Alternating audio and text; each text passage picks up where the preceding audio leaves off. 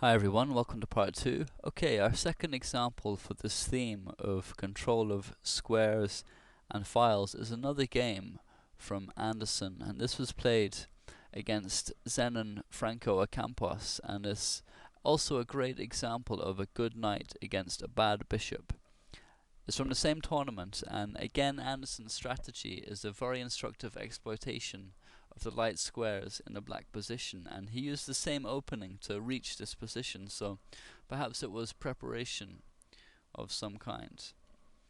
In this position he'd played a4, which is preparing queenside expansion, and Franco, his opponent, answered bishop g7. Playing instead f takes e4 is proved to be fairly pointless after rook h1, and in fact gives white an edge, as black will have a tough time defending the e5 pawn after the e4 pawn falls, whereas before it was equal. So bishop g7, now rook h1, rook h8, and b5, which is a nice move and the first step in the initiation of white's queenside expansion.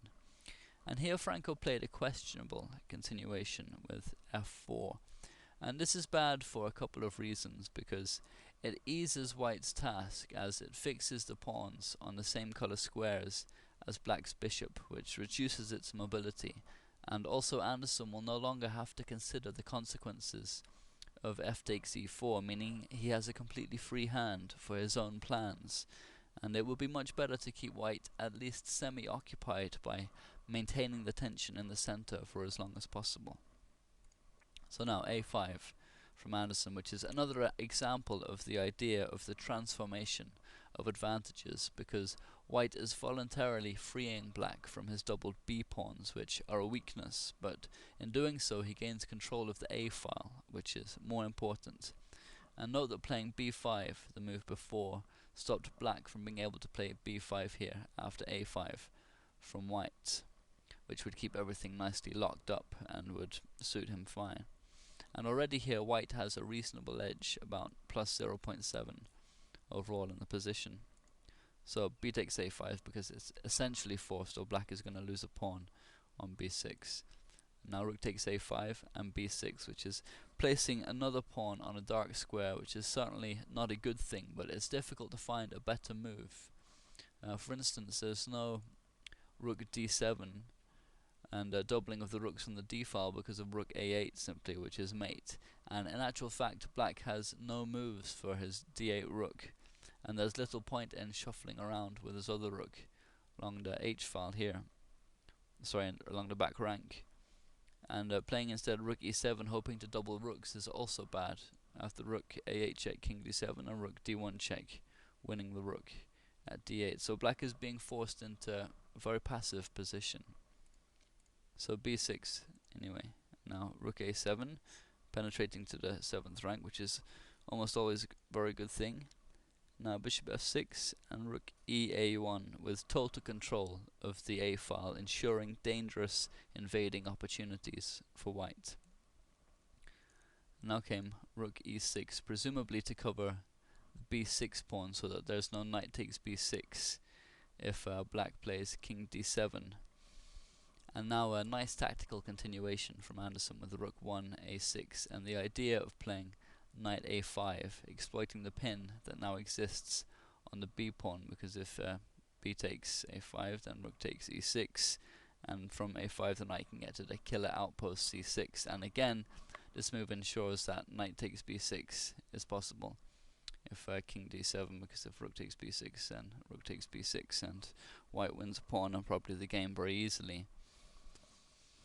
So now came rook d e8 and king b3, which is bringing the only uninvolved piece into the attack, the king, and black is still totally passive and he has no constructive moves. He tried bishop d8, but now came rook a8 check, king d7, and rook a2, which is threatening rook d2 check with dire consequences. So bishop f6, that's what Franco played. Now came rook d2 check, king e7, the only reasonable move. Now rook a7, which is threatening the c7 pawn. So rook c8 and now rook d5 with pressure on e5, and black's pieces are being forced into very passive and defensive roles, However, white still must find a way to break through, and Anderson has an idea for that too, with his c-pawn, advancing it up the board, cracking a route into the black position.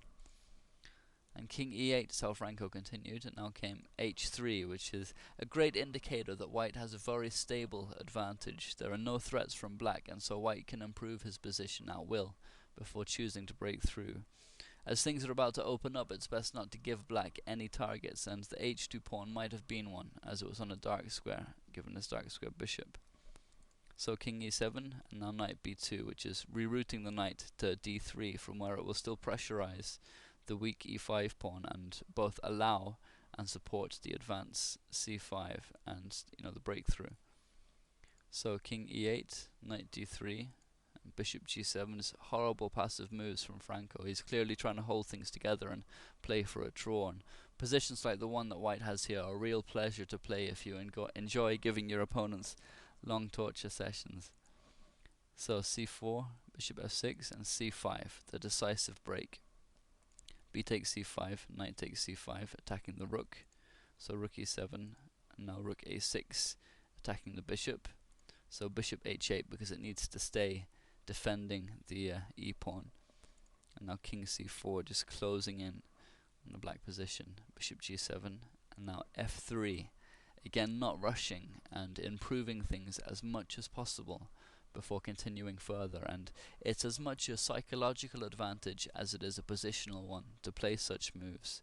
You're making it clear to your opponents that he can do nothing to stop your attack by taking your time and choosing to break through when it suits you. And it's horrible to find yourself in such positions as black finds himself now, and I would definitely consider resignation after f3. It's just too much of a psychological attack. And now rook b8 and knight e6, which is a very powerful outpost for the knight, and white is completely winning here. Franco played bishop f6, which is more for lack of alternative moves than to save the bishop. He would probably have been glad to see it traded off for this extremely strong knight here on e6.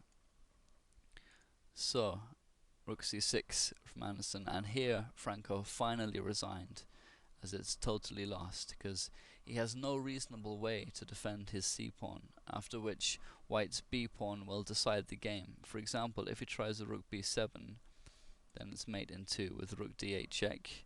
King f7 is the only move, and now rook f8 is mate. And alternatively, if he tries rook c8, now comes b6, and white is easily winning. There's no c takes b6, of course, because of rook takes d8 and the same mating attack. And meantime, it's going to take and create a pass pawn, and there'll just be all kinds of threats for black to deal with. It's an impossible position to defend, and when you can close in on your opponent in such a way, it's almost always impossible for him to prevent such a breakthrough.